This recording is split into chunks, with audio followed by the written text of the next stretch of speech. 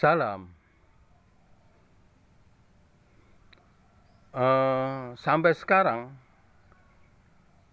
ya, sebagian besar masyarakat masih menganggap bahwa komunis itu musuh agama. Karena, ya, memang gerakan komunis ini di masa jayanya selalu memerangi agama. Jadi sampai tahun 90-an itu gerakan komunis selalu memusuhi agama. Karena agama dianggap menghalangi program komunis. Nah, misalnya di antara program komunis yang terkenal dan berupaya diwujudkan adalah land reform, tanah untuk rakyat. Jadi tanah-tanah ini yang biasanya dikuasai oleh tuan tanah, orang-orang kaya, atau dikuasai oleh institusi agama, baik di Eropa oleh para pastor gereja maupun di luar Eropa, misalnya di negeri-negeri Asia dikuasai oleh ulama-ulama atau kiai-kiai. Nah, ini biasanya komunis berusaha bagaimana tanah-tanah itu, ya, di tangan rakyat dibagi-bagi. Karena rakyat menjadi miskin ya karena tidak memiliki tanah. Maka di antara program komunis adalah bagaimana land reform ini. Ya, bagaimana tanah ini dikuasai oleh rakyat, tentu melalui tangan negara. Nah, pada saat itu, ya, di Eropa misalnya tanah-tanah dikuasai gereja oleh pendeta, tentu mereka tidak mau apa yang mereka kuasa ini hilang. Nah, maka itulah akhirnya berbenturan antara gereja dengan penguasa komunis. Maka itulah, ya, penguasa komunis biasanya memusuhi gereja. Begitu juga di Asia, ya, ketika tanah-tanah dikuasai oleh ulama, oleh kiai, ya, maka ulama atau kiai ini tidak mau, ya, maka itulah partai komunis misalnya atau penguasa komunis dianggap ulama atau kiai ini menghalangi program untuk kepentingan rakyat. Nah, ini yang terjadi sebelum tahun 90-an. Tapi kita baca setelah bubarnya Uni Soviet, nah, ya, jadi doktrin-doktrin seperti itu sudah tidak relevan lagi. Dan memang akhirnya Partai Komunis bubar di Soviet, akhirnya berdiri Rusia. Rusia nih yang melanjutkan Uni Soviet, tidak memerangi agama. Bahkan agama diberikan tempat.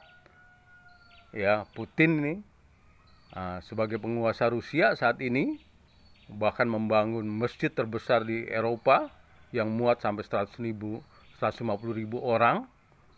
Sangat dekat sekali dengan umat Islam. Padahal dia, ya, Kristen. Dan dalam perang Ukraina kita melihat bagaimana Putin percaya dengan umat Islam. Orang-orang Chechnya itu yang beragama Islam, ya, ini yang menjadi pasukannya Rusia dalam berperang di Ukraina. Nah, ini, ya, memang tidak ada sesuatu yang mandek.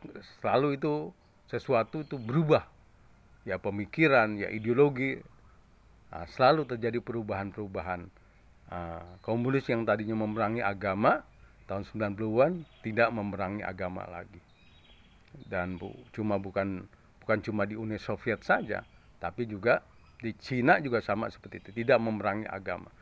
Agama tumbuh berkembang. Namun dalam konteks modern ini, ketika ada yang memanfaatkan agama untuk kejahatan-kejahatan, ya, kemanusiaan, misalnya,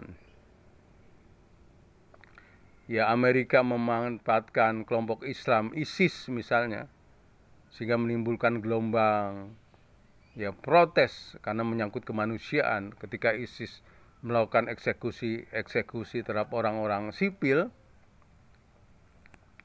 maka tentu saja, ini permasalahan ya yang dihadapi oleh pemerintah saat itu.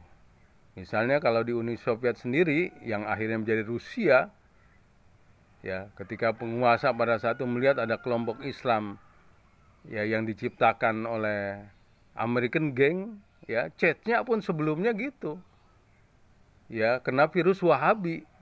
Maka pada saat itu Putin maupun sebelum Putin itu ya menghancurkan gerakan Wahabi yang ada di ya Rusia.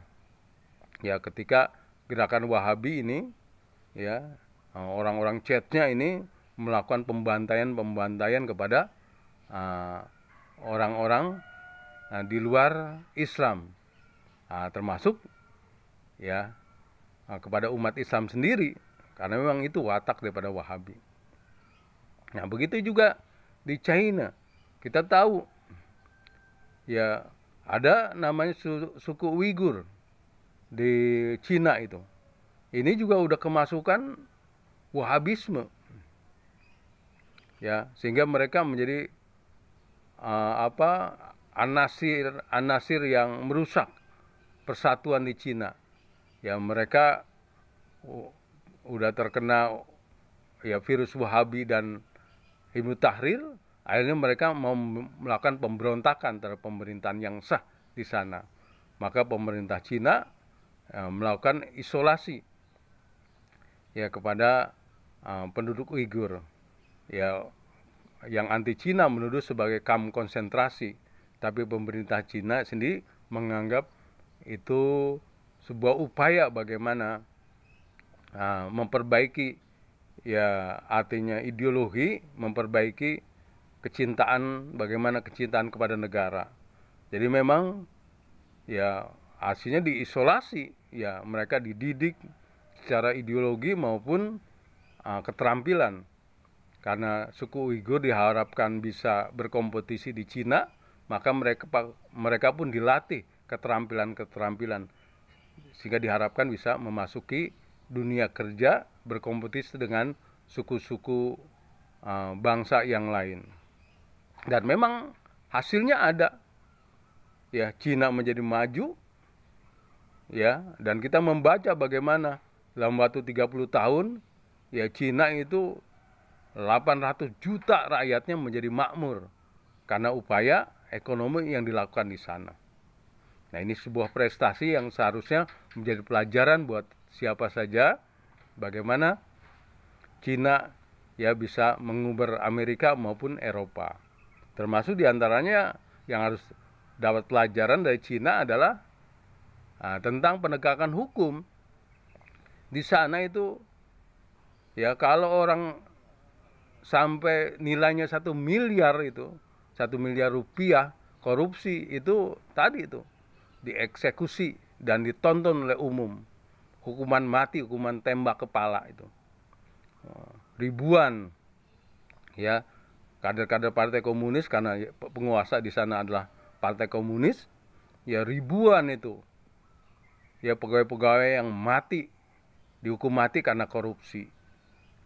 Sehingga pemerintahan bersih. Ini pelajaran buat Indonesia. Indonesia pun apabila ingin bersih itu tegakkan hukum, terutama buat koruptor itu hukum mati di muka umum. Sehingga apa? Sehingga orang takut untuk korupsi. Nah, jangan seperti sekarang ya, sudah ditangkap KPK masih cengengesan, bahkan masih mempengaruhi opini. Ya, sudah ditangkap KPK, partai-partainya masih membela. Yang terakhir ini, Partai Nasdem, 2 ya menteri dari Nasdem ini.